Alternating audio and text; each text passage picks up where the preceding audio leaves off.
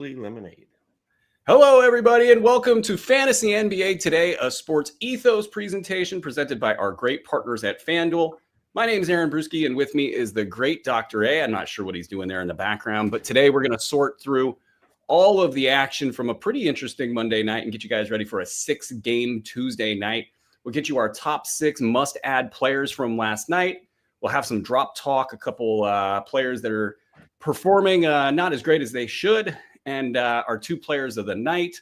We'll get you some streamer action here and some storylines from tonight's game. But Doc, what were you drinking over there? Are you drinking on the job? What's going on? Simply lemonade. Is it just simply lemonade, or is there any bonus? It's called Simply Lemonade, and that's all there is. There's no vodka or anything in it. Not that we would promote drinking. Did you have a good night with the fantasy basketball last night?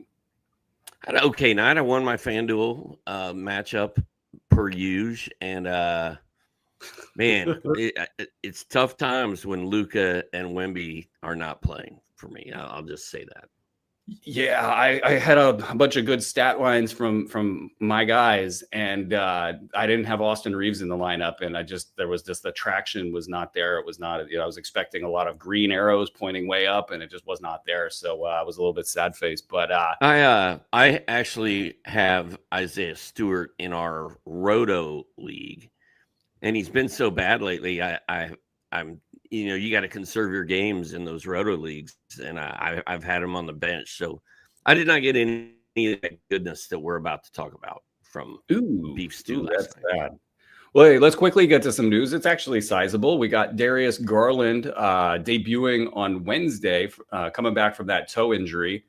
I don't know about you, but doesn't that seem like a little bit early-ish? I mean, I feel like it's a little bit early, but we knew he was coming back. What are we, 3 weeks in already? Yeah, I mean, I don't know the Cleveland Cavaliers record off of the top of my head. Maybe we can get that real quick here, but maybe it's the depth issues that they've got. Guys are hurt and they're kind of rushing him back. Or maybe he's just healthy. With based on last year's season, it would seem that he would have a long time to just wait and get into the action. Like he, nothing to worry about here, Cleveland. Just take your time, Darius Garland. And here he is returning. So if you took a stab at him on draft day, I mean, he wasn't going super late, but he was going late enough. I think this is a great deal for folks that took a plunge on an injured Darius Garland. So we'll keep an eye on if you drafted Garland, I'm guessing this news makes you pretty happy. You feel pretty good. I mean, that was a blip on the radar that he was out. Very short time. And hopefully he comes in and picks up right where he left off last year, and he's good to go. The Cavaliers, Brew, are 4-3. That's what I was thinking. Not the 6-1 they're accustomed to. Great news for Darius Garland. So we'll be keeping an eye on that. Definitely changes the equation for some of those, the Sam Merrills of the world, who also believe is either playing or close to playing. And that will, kind of cut into his value a little bit, but we can get to that probably tomorrow.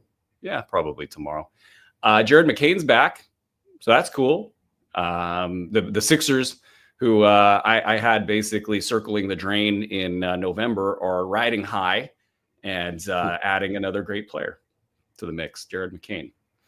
But that's it for the news. So we're going to get into the must-adds here real quick. But guys, we're doing shows all over the place, and we have different platforms. And just like the NBA TV package is confusing and messy, and I don't know where games are half of the time, you have to sign up to everything. You have to get over to YouTube.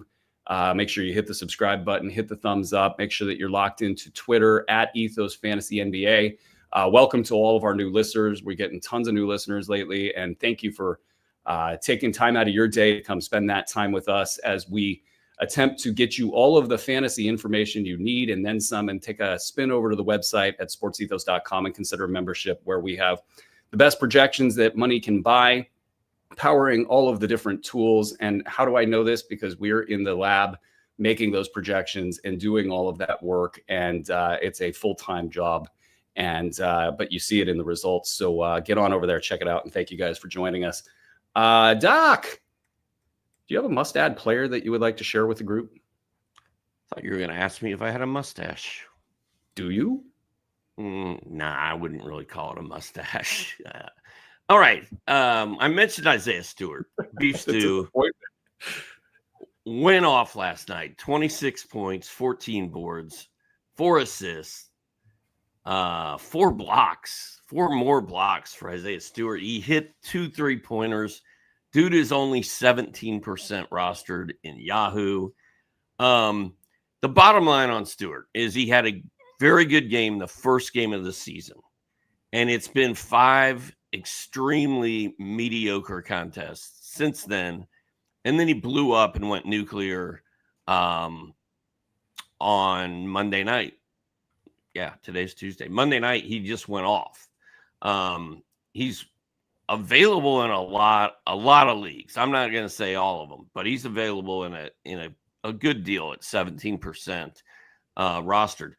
The best news on Stewart is he has at least 1 block in all 7 of his games.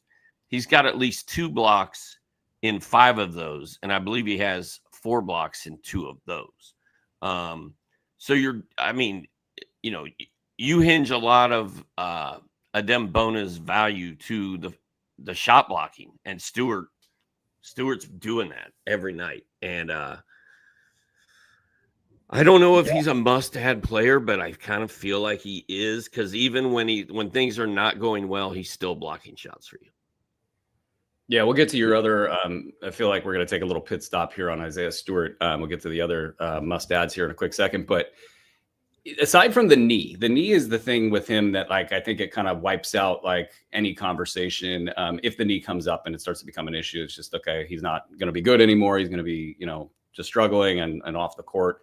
But so far, so good on that front. And I don't think we worry about that in this kind of a situation, because he's really a back end of the roster guy in fantasy leagues. But what I like about him, and I like it a lot, especially in like a 2-center league, is your expectations are fairly low here anyway. You're just hoping for something in a late round value that can kind of plug a hole, so to speak. But he's been better than that. Those 2 pop games have brought him up to a top 75 value in 9 cat leagues, top 90 in 8 cat leagues. And it just feels like they've got a role for him this year. And so I kind of buying into this a little bit. Like, he has a shot at over top 100 value the rest of the season. And it's not like Detroit has a ton of depth. So I'm kind of in on this. If you're in a 1-center league and you got some good depth, and maybe I might tap the brakes and don't do the old run, don't walk. But it just feels like a beef stew kind of a year. So who unless you got other stuff on beef stew, No, who I'm are your done with other? beef stew.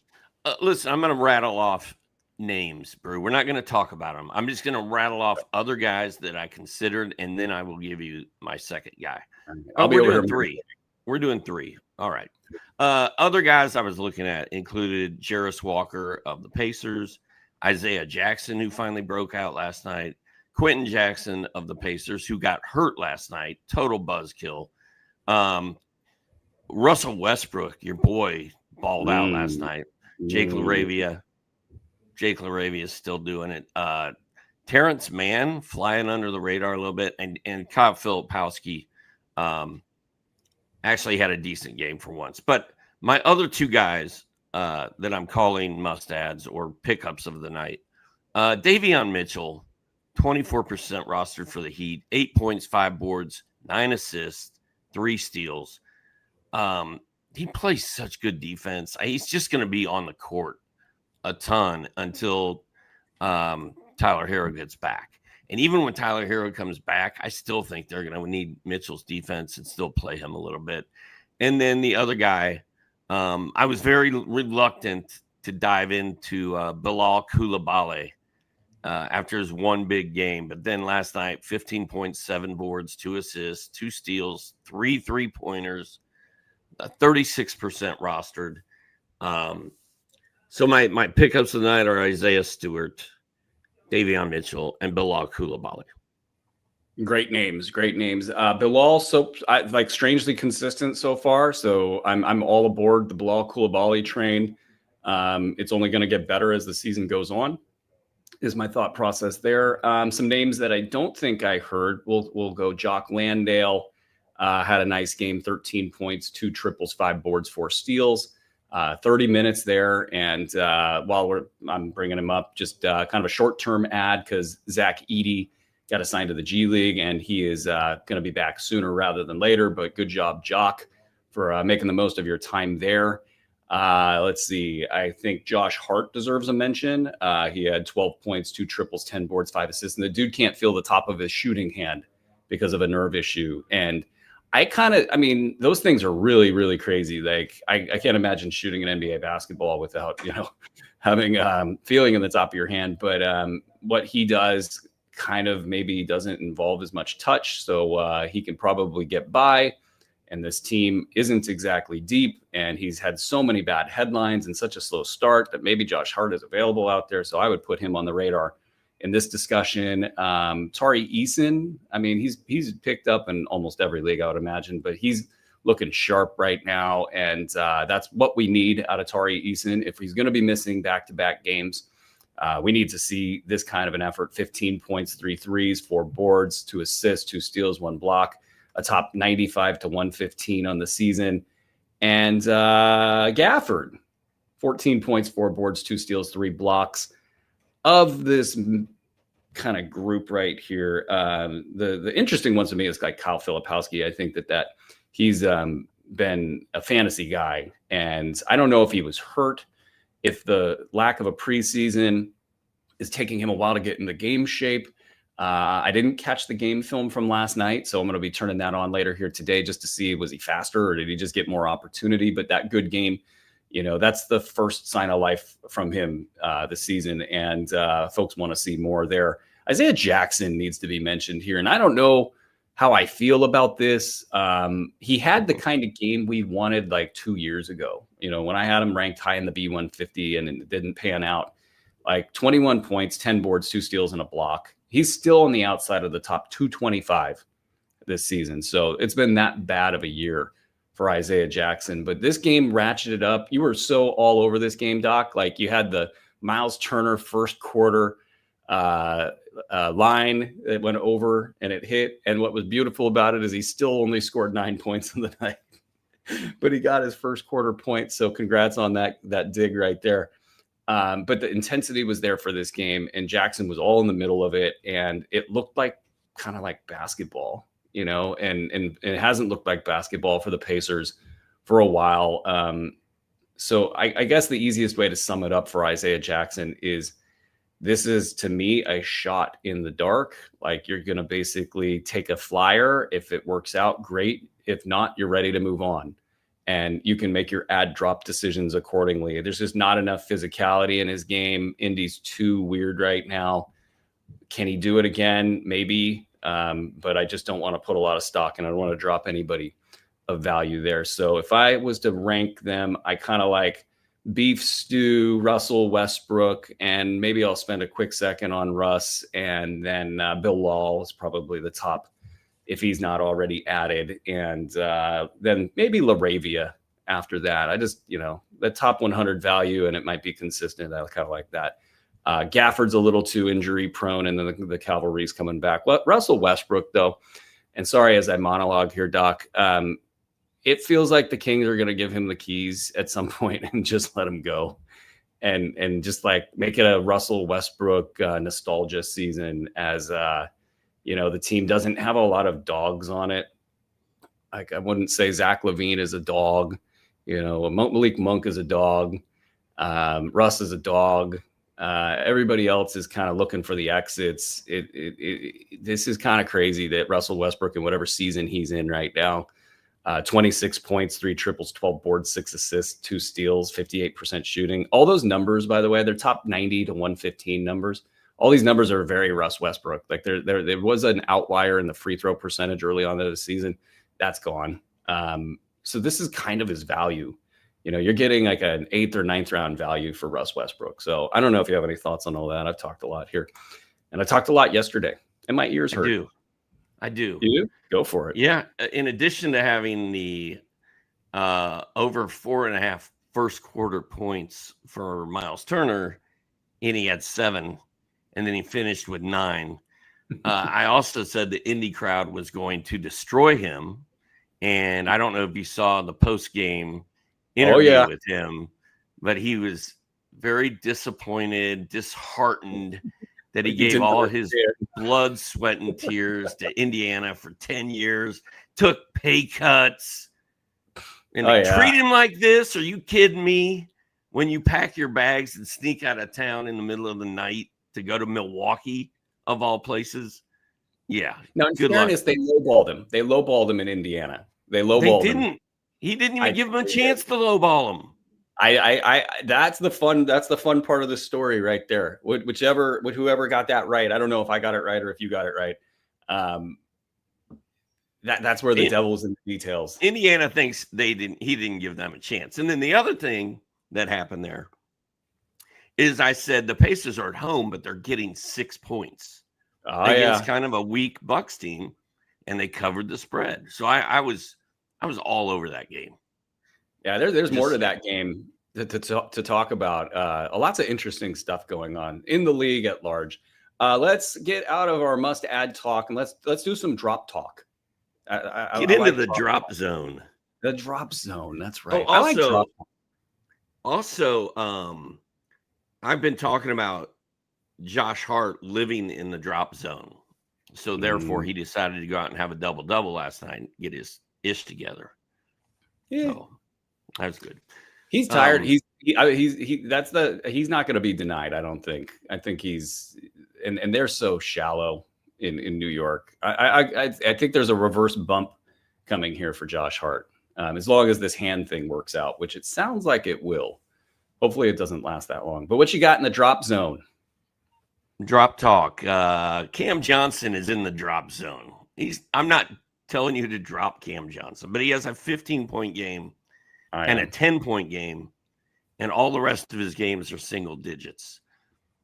And Denver's doing just fine with him sucking. And he's going to get hurt eventually. So I'm sort of very leery of Cam Johnson. I didn't draft him anywhere. I don't have him anywhere. He makes me nervous. He's not playing well. And, last week, Tim and I, when we did Thursday's show, I believe it was, Tim was like, man, I'm done with Cam. So he's been in the drop zone and the drop talk quite a bit lately. And then Ace Bailey, dude, he's ruining my 30 deep team this year single-handedly because I took him with my, I think, 4th pick because he looked so good in the preseason. And I don't know if his knee issue is the cause of this. I don't know if it's because Utah's not using him, but Ace Bailey is doing nothing, as you guys know. So if you're holding on to Ace Bailey, maybe it's worth it for later on in the season because I'm not ready to chalk this up as a lost season. We're 3 weeks in, but it's been a really rough ride so far with Ace. Utah, I feel like some of this is probably Keontae George going off, and that's a fun story out of Utah, but they don't have any back-end rotation at all for this team. All the guys that we've all been kind of like in the late rounds looking at, for the most part, this has not been a productive box score. And it's Will Hardy needing to kind of figure out what he's doing with the roster at large. And if you change everybody's minutes every single night, I just don't see that as a viable strategy. But a lot of coaches will look at making the folks earn their minutes kind of almost to a fault when the players are evenly matched. And then you get the management overlay where certain guys got to play and certain guys got to do this, that, and the other. It just feels like unexplainable from game to game what's going on there. And that's why I also wonder if Kyle Filipowski has some kind of an injury because he's been starting, but he'd play like 6 minutes, 8 minutes, and then not play the entire rest of the game and then get back in for like 4 minutes in the second half. And it just is like, what are we doing here? You got Yusuf Nurkic doing stuff. And then Nurk actually hit the put back last night to put the Jazz over the top. So he got a little bit of a bump, but he's actually been the best back end rotation guy for them until Filipowski's line last night. So Ace Bailey just sitting there kind of gathering dust, and they don't run anything for him is the other thing. And I think he's going to have a real hard time kind of grabbing the ball from Keontae or Lauri Markkanen, who's just setting the world on fire right now, like stealing the ball from them and saying, okay, I want to do something with this ball here. It's all bad in Utah right now. Let's see. Cam Johnson, I would say I'm comfortable dropping Cam Johnson. And it sucks because he's a way better player than that. He's shown that he can be good. Had a nice year last year, shot 58% from 2 last year. I always bring up that stat because it's just like for a Brooklyn team, like an amazing stat. It's just like he's not maybe necessary, and I don't think he cares about putting up numbers. So that's interesting. CJ McCollum hit my drop zone. He had 22 minutes and practically nothing. I kind of wonder if the pivot's on in Washington. It'd be early for the pivot, but you had Chris Middleton miss the game with the elbow injury last night. To me, that was the first sign. And maybe this is like a 3 strikes thing. You know, the first time we see it, this is kind of not much of a thing. Second time, okay, we're really paying attention now. The third time we see it, they might be ready to pivot and play the young guys. Justin Champagnie started, got nothing. But again, like when you don't play and you're told to kind of run up and down the court and just be seen and not heard, you know, it looks like this early on. So I don't think it's time for Champagnie anytime soon. But I'll be watching for both him and Tristan Vukcevic. And who else? Well, Khalil Ware's in my drop zone, but he had a pretty good game. I might save Reed Shepherd talk for later. What about Josh Minott? Can I ask you a question, Doc? How do you feel about Josh Minott's 15 minutes, 2.6 boards, 2 assists, and 1 block last night? I didn't like it. Tim last week was all in on Josh Minott. He's like, just do whatever you have to do. Go pick him up everywhere. A kid. I was with him. A kid that young playing for Boston is going to have ups and downs. Like it's just built in. I like Josh Minott. I did not like his line last night. I feel like he's good enough. He should just be getting minutes regardless. And Boston lost that game last night. Is that correct? Yeah. They got beat by the Jazz. Who beat them? The Jazz beat them in Boston. Right? I think. Yeah. Oh, wait, no, I think it was in Utah, but I might be wrong. I'm currently trying to retweet a tweet for the show, and it's not working. So I don't have it in front of me. Utah at Boston, and they got beat. Oh, at Boston. Yeah. Missoula's been a little crazy with the rotations, man. Missoula, Spoelstra, those are the 2 rotation guys on my list right now. But I don't know. I tend to love – I tend to be a Josh Minott fan. I don't have him anywhere. But I use him in FanDuel quite a bit. And when he does things like he did last night, it sucks. He was going off the shelf for huge bids in high stakes. We're talking 300, 400 of 1,000 fab dollars. And one of the reasons in my waiver wire column, which is still pretty actionable if you want to get over to the website, there's 5 free and then another 15 behind the paywall for the NBA FantasyPass crowd. I had him lower in that list because of this, because while the numbers are great, like he's absolutely profiles as a potential mid-round upside guy. He's got the Missoula issue right now. Missoula's yanking people for looking at him wrong. Is this good? I don't know. I can't reconcile this with you let Jaylen Brown do whatever he wants at all times, and he's chucking at a massive rate, and everybody else's field goal percentage is way down. Like Derek White's hitting like 35% of his shots without looking it up. Peyton Pritchard's probably close to 40. Nobody's fantasy value is good. I always judge a team by the health of their box score. It's not always going to be right, but it's generally right. And this box score is not healthy. And I think the yanking of players is a bigger reason having to do that. So maybe they learn a couple lessons here and there, but at some point, Missoula's got to right the ship for some of these guys. I'm not dropping Josh Minot, but I think it's going to be a little bumpy on a game-to-game basis. Let's see here. Who else? By the way, my hero, Jaylen Brown, who I do not like in fantasy, somehow scored 36 points while going 0 of 9 from downtown. Good job, Jaylen. Great in points leagues that don't count the shots. And then and that was Utah's first road win and Boston's first home loss. Some quick notes on Quentin Jackson. I don't know if I can play here. Like, I don't think I can. Quentin Jackson has been hurt more than he's been on the floor. And he was a hot pickup, another guy that got real big bids. Even though it's a smaller ramp here, he's probably, in a best case scenario, got 2 weeks of value. Leaving a game with a hamstring injury and you don't have a long ramp to get the value long term, I think if I'm looking at some of these other free agents out there, I would move on from Quentin Jackson. I'll save Reed Shepherd for later in the show here. Khalil Ware, though, look, 18 minutes. Like, people probably still pretty freaked out about that, right? 16 points, though, 2 triples, 5 boards, 2 blocks. I thought he played with a ton of energy. And I think that's the give and the take here with Spoelstra, and Spoelstra not giving Khalil Ware his flowers, maybe until next season.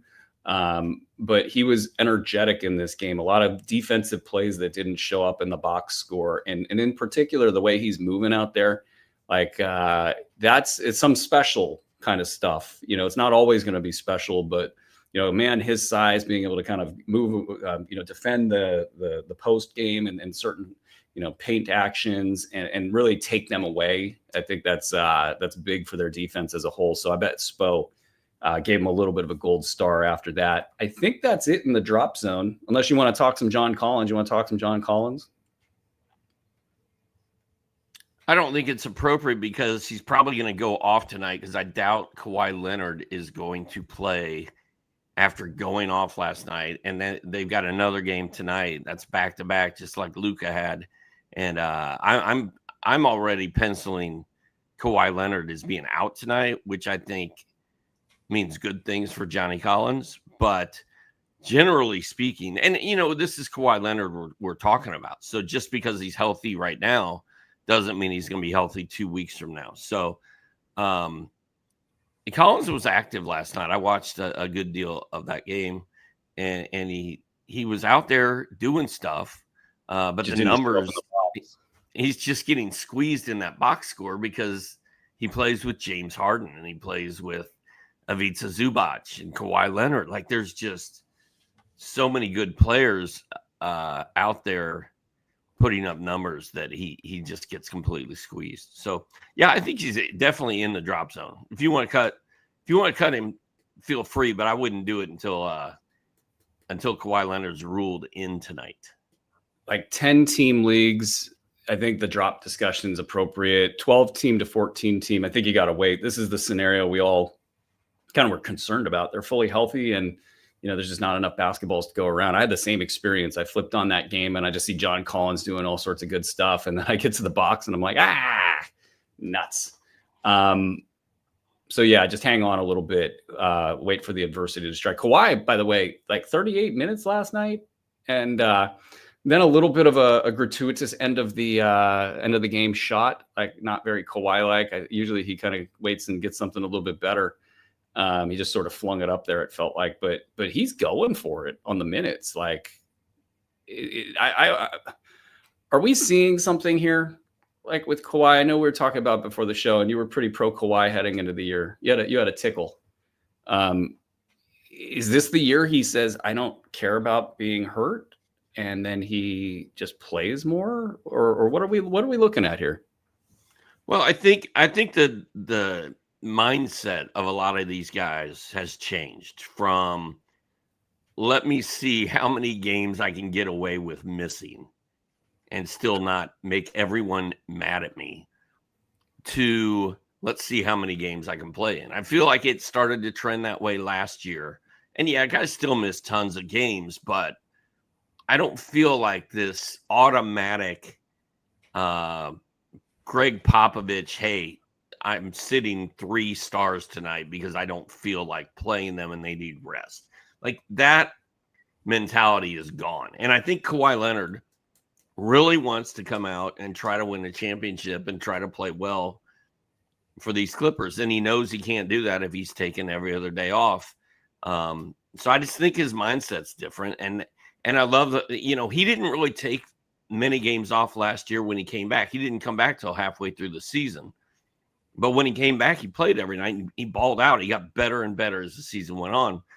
So I really thought he was going to pick up where he left off last year this season, and he absolutely has.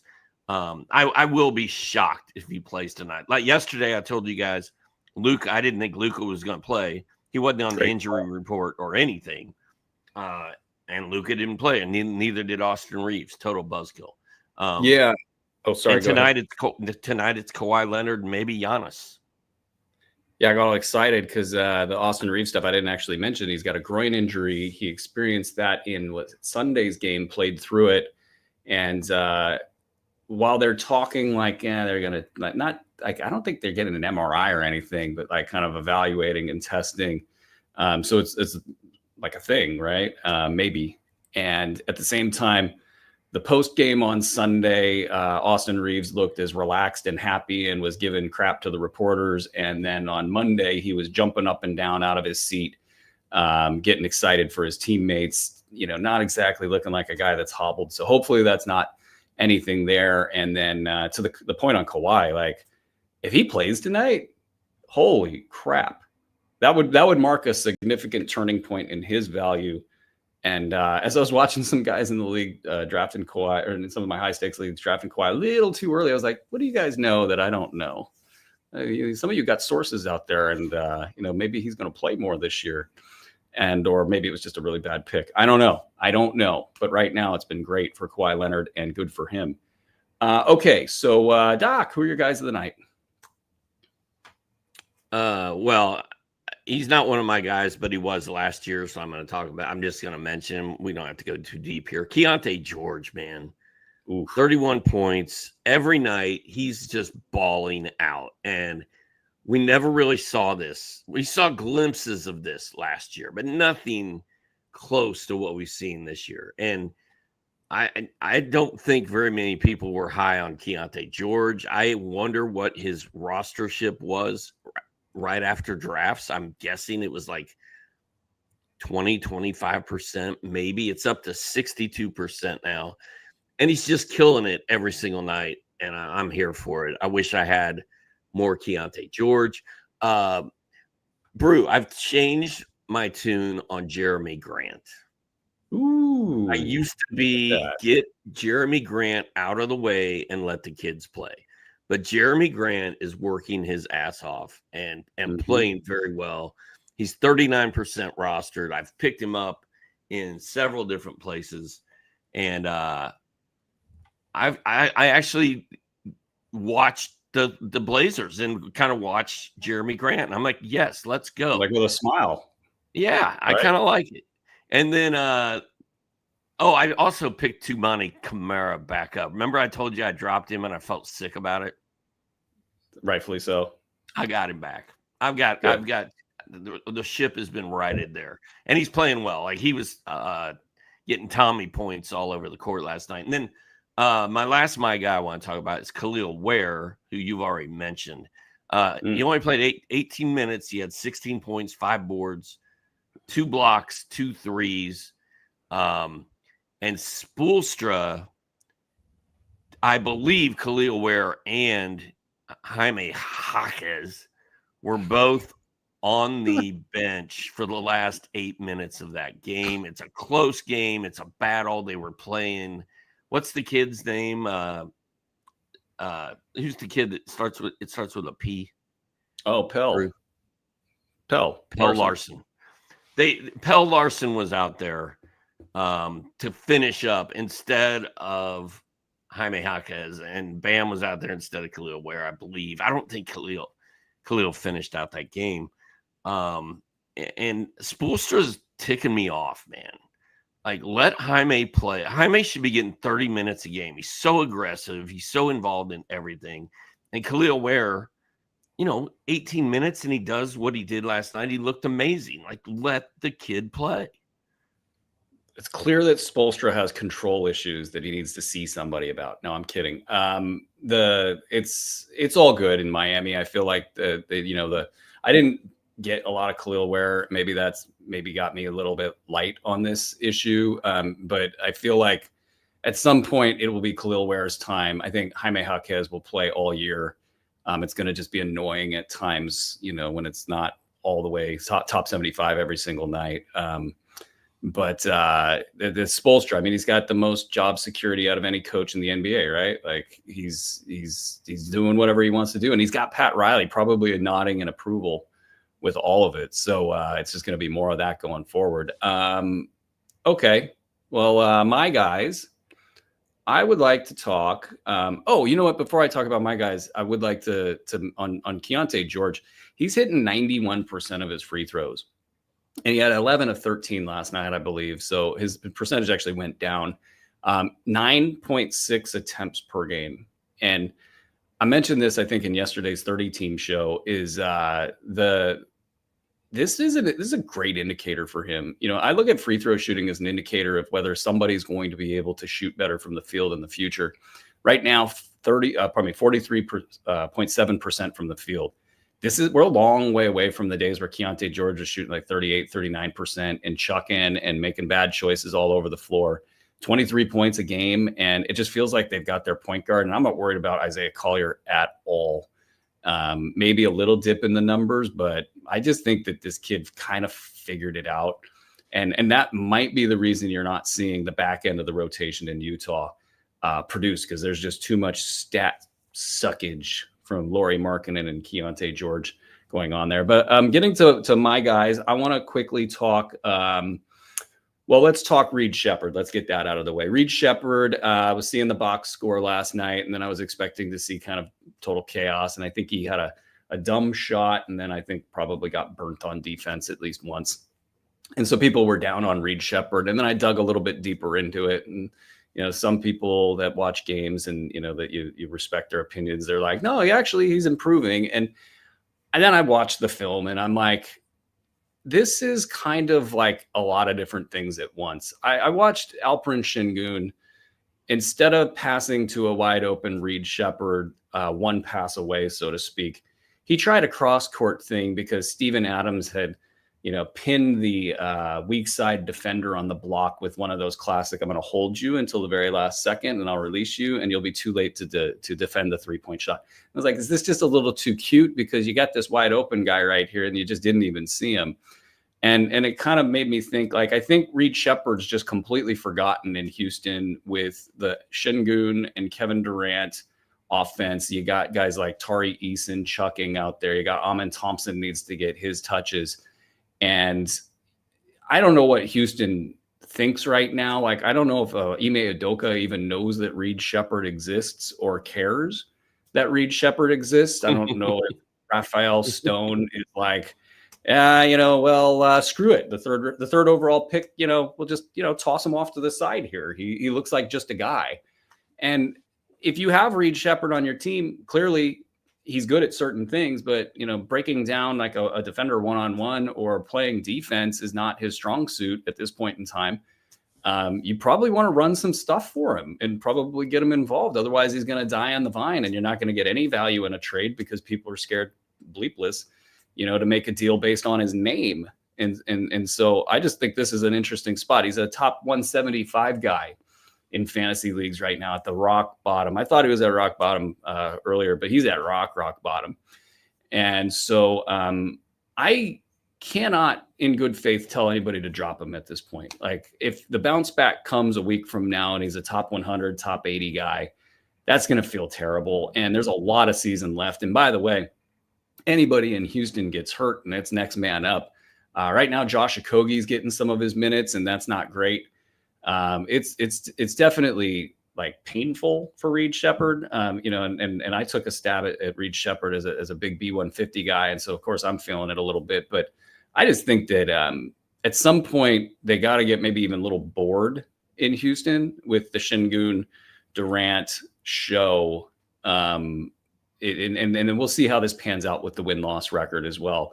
So I think the seasons usually have about 10 chapters in them, and we're in chapter 1. So I wouldn't make the move on Reed Shepherd yet. But and then Doc, did you have any thoughts on that? I know that's a big topic. I don't want to just speed through that. I think you covered it pretty eloquently, but Reed Shepherd's a tough one, man. He's in the drop zone. He's in the drop talk.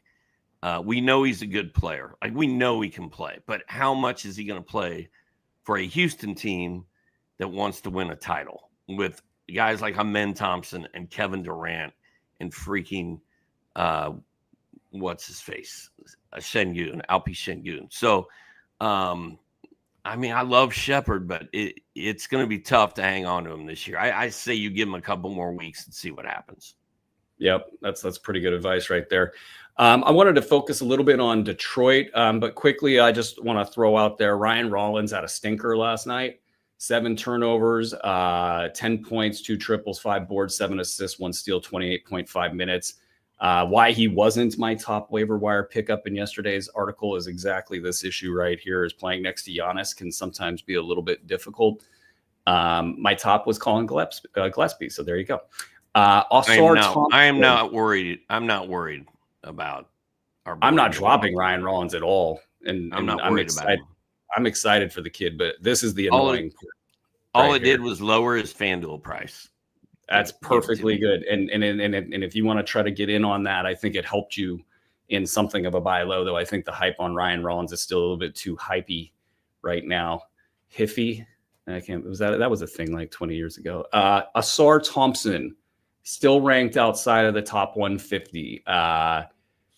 This is foul shooting, guys. It's 46.7% from the foul line on 4.3 attempts per game. So he's killing you there. This valuation's bad because of that. But it's also been light. But he had kind of a pop game last night. 9 points, 4 boards, ain't winning any awards, but 4 steals and 2 blocks. And so maybe he's starting to cook. But that topic's not as neat as the kind of backup, which is Ron Holland.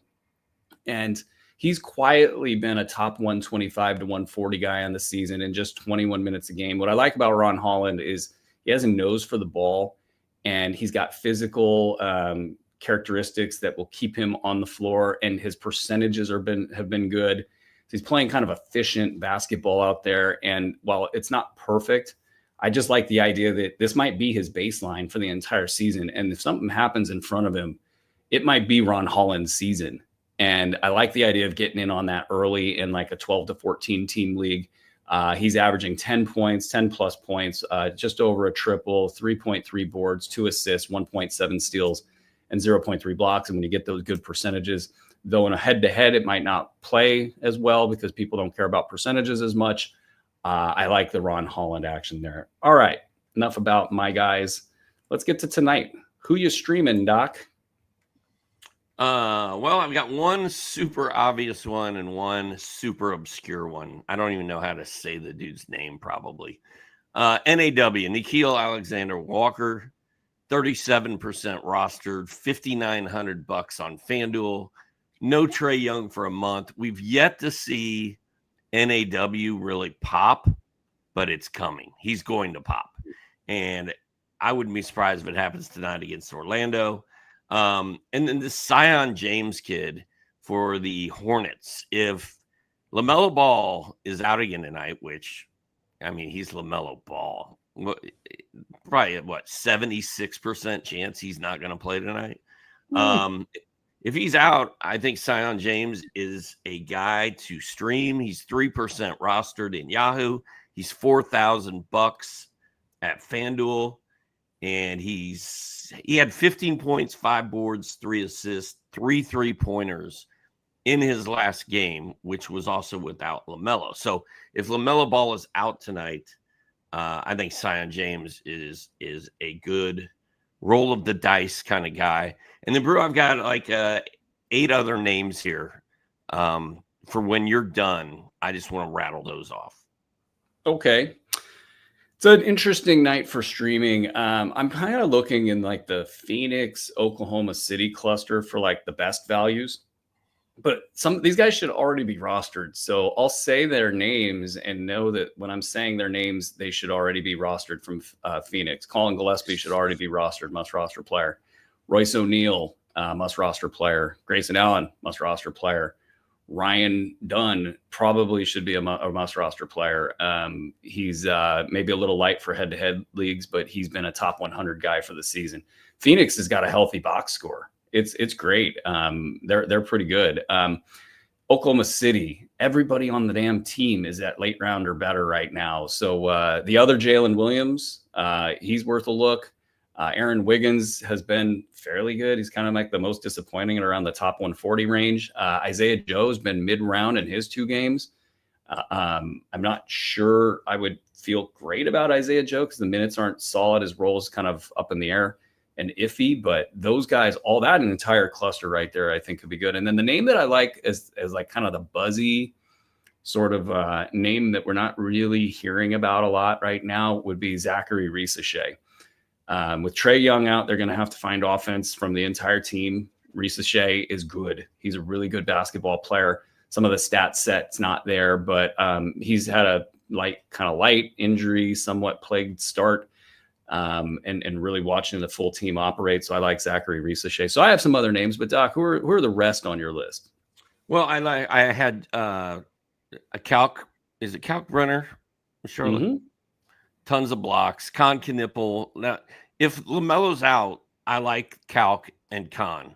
If LaMelo plays, all bets are off in Charlotte because, Brew will tell you all about why that's a problem when LaMelo's out there chucking threes.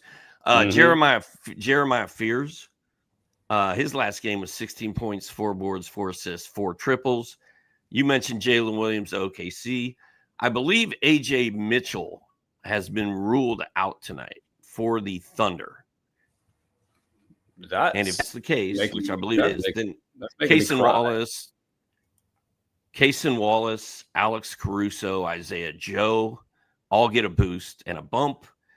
And then if Kawhi Leonard doesn't play, you've got Johnny Collins, Nick Batum, and Bogey Bogdanovich all getting a boost if Kawhi doesn't play. I'll finish out the list with Gary Trent and AJ Green at Toronto in the back-to-back. I mean, you might get some Giannis out news, but they're in that streamerville. Jakob Poeltl, if he's a go, then Colin Murray-Boyles takes a hit and wouldn't be an interesting streamer. But if Jakob does not play, then Murray-Boyles is a streamer. Ayo Dosunmu, I think he had a pretty good shoot around this morning. I saw that fly by, so he's probably playing if I had to guess. And that is a big game in against Philadelphia. Philadelphia is at a light schedule, and they might be a little jacked for a team that's got a lot of wins. Adem Bona, obviously, and we won't go deep there. But let's see. Oh, Goga's been pretty good lately. If you need a big man. Nothing to write home about, but he's been inside the top 150, so give him a look. Moses Moody might be your Hail Mary kind of a play in that Phoenix game, and that wraps that up. But Doc, AJ Mitchell is questionable. I didn't have my glasses on this morning when I was looking at my phone.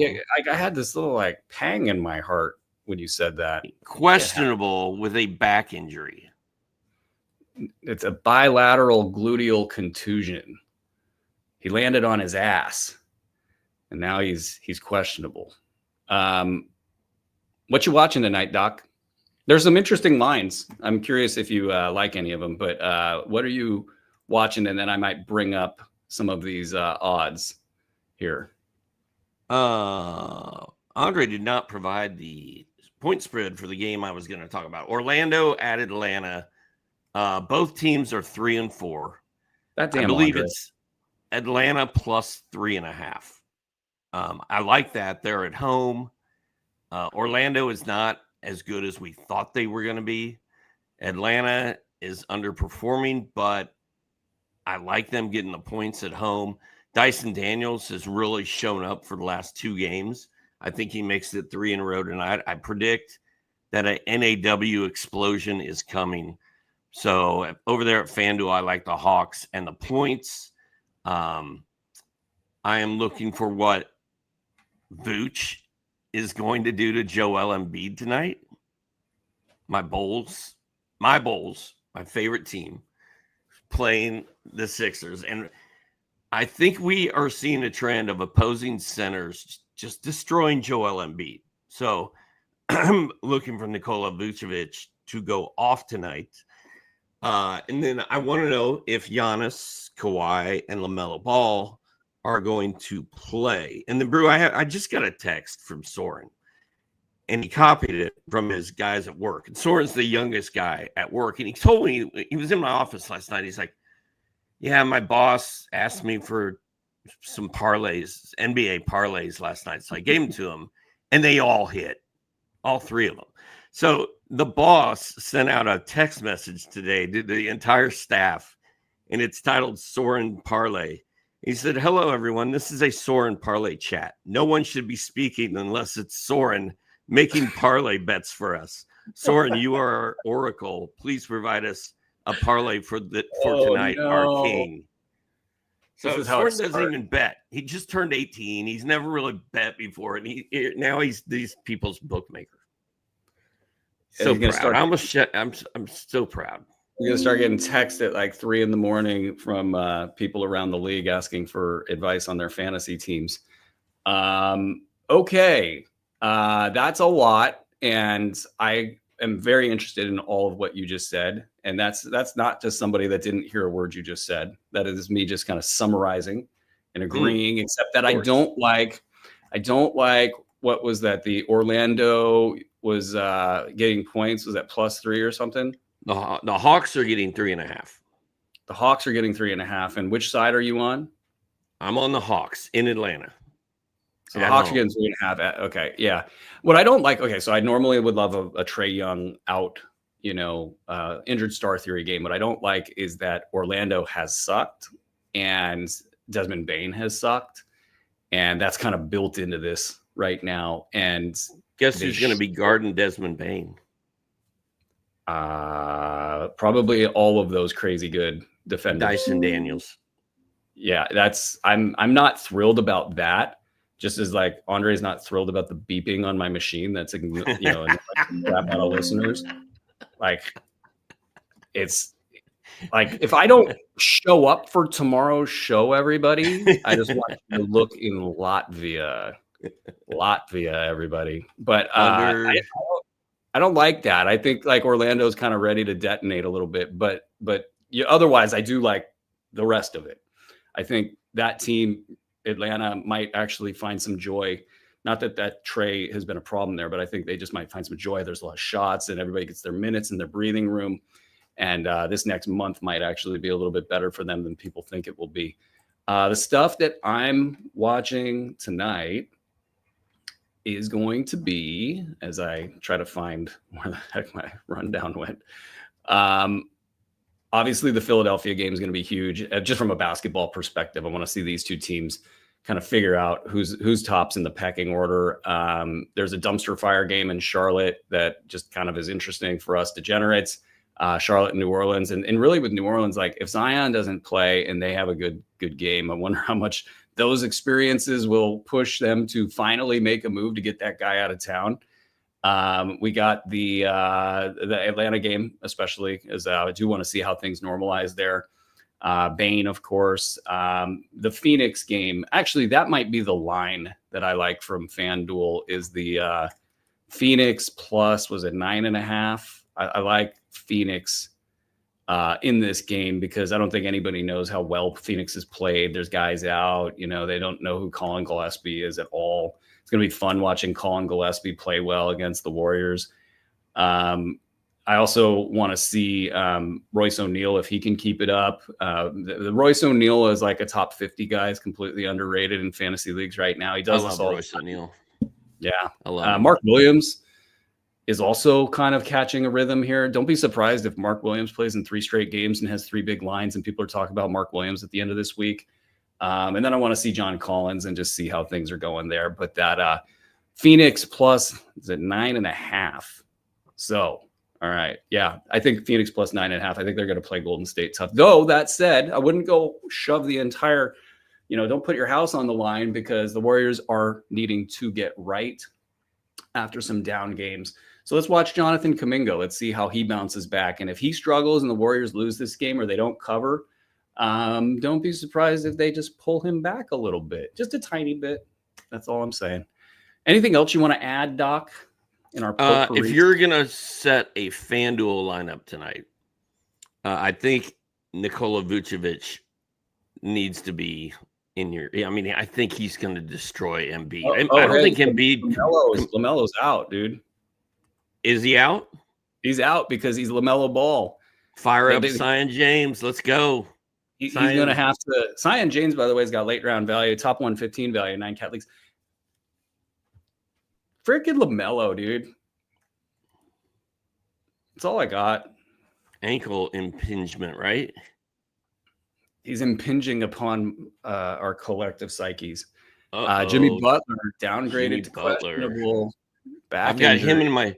This is how much I'm into my FanDuel this year, dude. I have Jimmy Butler, and I have who's the other one? That Jimmy other guy, Butler, Brandon Ingram in my lineup. That's I'm putting guys in there, dude. I can't stand. But now I got to get Butler out of there because I'm not riding this questionable tag. I'm actually looking up the line right now in the Golden State game, because that should tell us something about this Jimmy Butler news. Give me like 1 second here, but basically, the new one. Yeah. So the Warriors plus 10.5 or plus 9.5. Yeah, no. And so I guess what I'll cut to the chase. I'm not buying that Jimmy Butler isn't playing in this game. I think he's going to play. Let me see if I can get just one more. I think that news just hit too. They may not have it updated yet. This stuff moves pretty quick, man. I think we got, I'm not seeing a line move here. And that tells me that the line's nice and steady. I don't know. Jimmy Butler is going to play tonight. That's my strong prediction, is Jimmy Butler is going to play tonight. That's a ridiculous line. I'm sorry. I do think Golden State wants to get right, but they're not 10 points better. Okay. Doc, you got anything else you want to add here? No, get us out of here before Andre kills us. Yeah, exactly. You see the look of fear in my face? This is real, folks. This is real. I'm scared. That'll do it for the show. Go get the free app, guys. That's a free thing you can get. You can walk around and be in your pocket. You're like picking up the kid and you're like, what's going on? You just use the app, and then you don't have to get on social media and dodge like 50 tweets you don't want to see to figure out who you're going to start in your fantasy lineup. Follow us on both YouTube, hit the subscribe button, thumbs up, all that stuff's good. It helps us out a ton. So thank you for that. Thank you for the new listeners joining. And I think that'll do it for us. So we'll be back tomorrow. Doc, you got a Q&A show tomorrow after the show, so that'll be exciting. And there's just tons of new stuff here at Sports Ethos. So thank you guys for joining us in this journey. This has been Fantasy NBA Today, presented by FanDuel. Thank you, sir. Another one's in the books. We'll see you guys tomorrow.